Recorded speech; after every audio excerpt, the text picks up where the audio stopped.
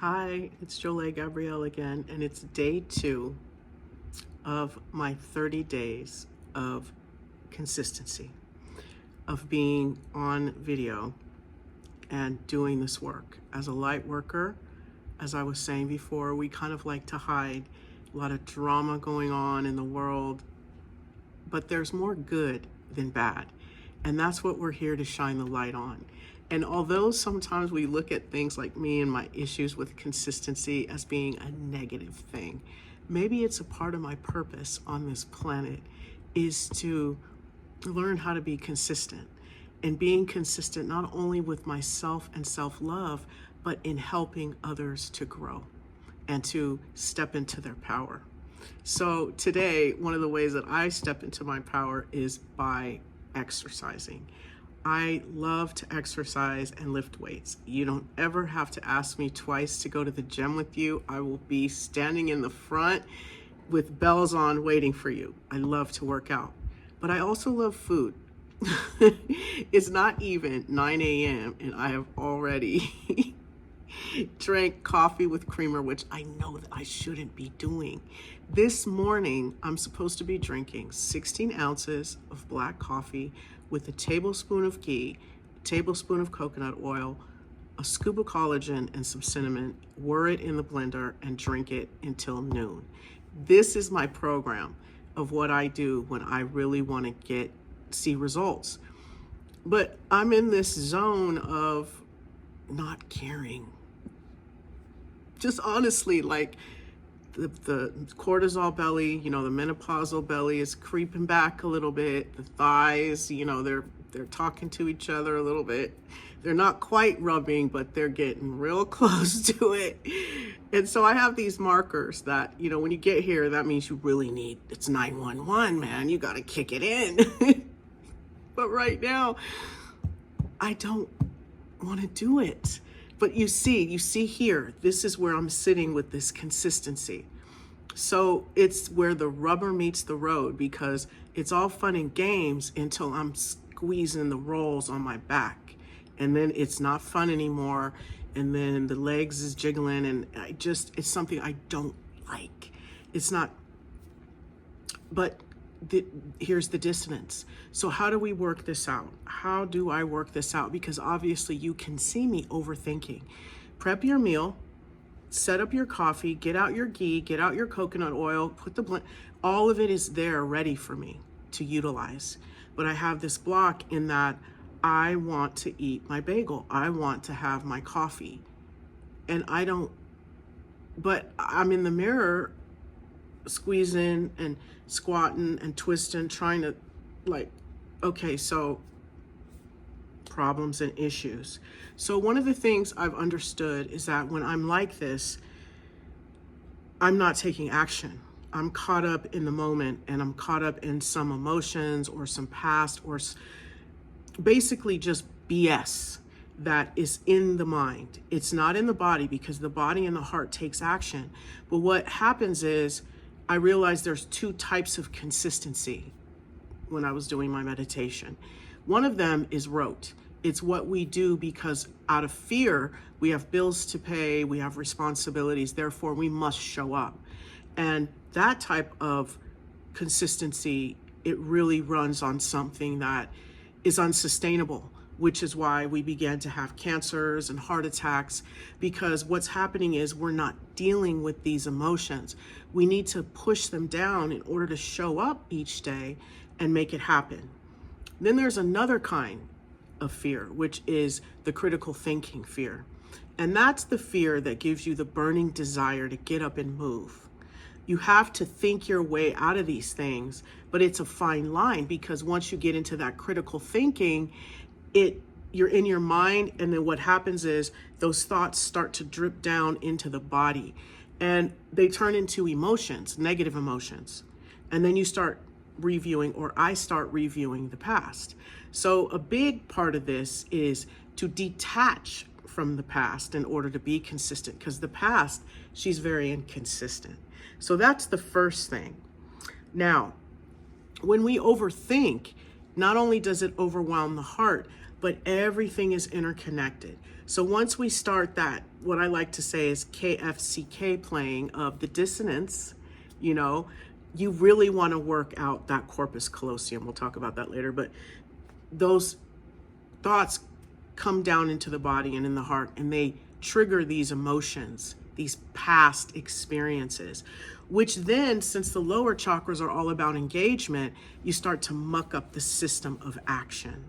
So how do we deal with this? First and foremost, we start by identifying these negative thoughts of, I don't care. I want to eat whatever I want to eat when I want to eat it. That's not in alignment with my goals. So the first thing I need to do is realize that these thoughts are becoming things. I know this is like rambling, but I really have to break this down. And then I go in my mind and I say, look, you need to chill. You need to default because it's all ego. So I've got to give my ego now an assignment. And the ego's assignment is to prepare meals. Okay, so when I start getting the ego involved, because it's the ego going, I want to do what I want to do when I want to do it. And the higher self is like, no, we have these goals. So now I do a program or a meditation where I allow for my ego to start to communicate with the higher self. Now I have to do this often. I thought I could do one theta healing, you know, positive teaching healing, negative teaching healing, trauma teaching healing for divine messages from the higher self to go to the ego. That guidance the ego must follow, but that's something that I have to do every day. So I wind up sitting down, writing out a list of the things I'm grateful for, and then saying, ego, here is your assignment. Today your assignment is to make sure I eat healthy and nutritious foods.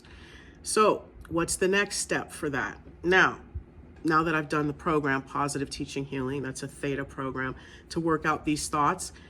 Ego, also part of your job is to filter out these negative thoughts that come in from society.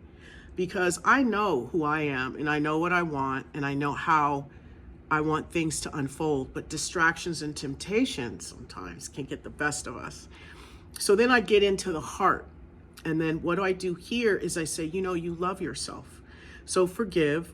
I love you. I'm sorry. Please forgive me. Thank you. I say that for me already mucking up my diet, you know, and drinking coffee with creamer, you know, but the thing is, I'm going to handle this situation because I have a 10 o'clock session in the gym, but that does not take care of the food.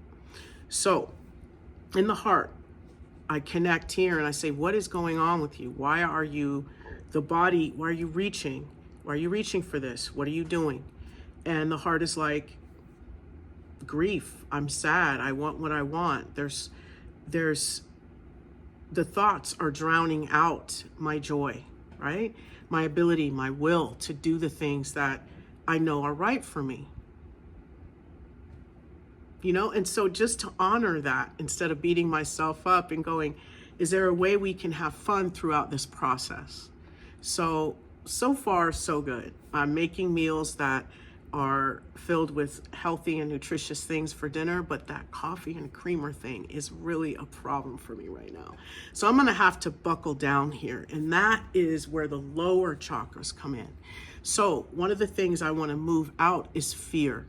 So I create a grounding cord, a visualization of me just connecting to the core of Mother Earth. Recognizing in my body, identifying where's this fear at? I carry fear around my thighs, my upper thighs, my hips, my lower stomach. I also have it in my arms and my shoulders. See, I'm feeling, what do I feel? The tingling of this energy, the energy of, I don't care. I don't want to do it. I have to identify that, the overthinking, the emotions that aren't being dealt with, and then they're being held within the body. I know it's complex work, but you want to get well. Sometimes these are the things you want to get lasting health and well-being. These are some of the things you want to do. So then I turn all of this energy that is of fear, a bright red color, bright yellow, whatever resonates with you.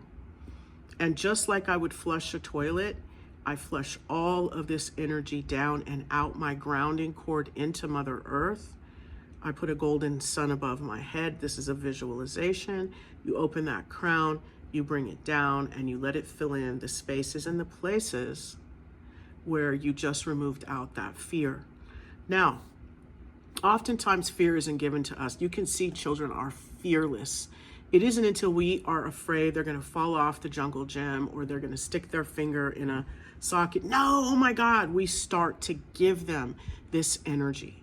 So remember, you're working through years and years of being told, no, that's wrong, you're bad, do what you are told. And now you're sort of transitioning into something where you have to critically think your way through.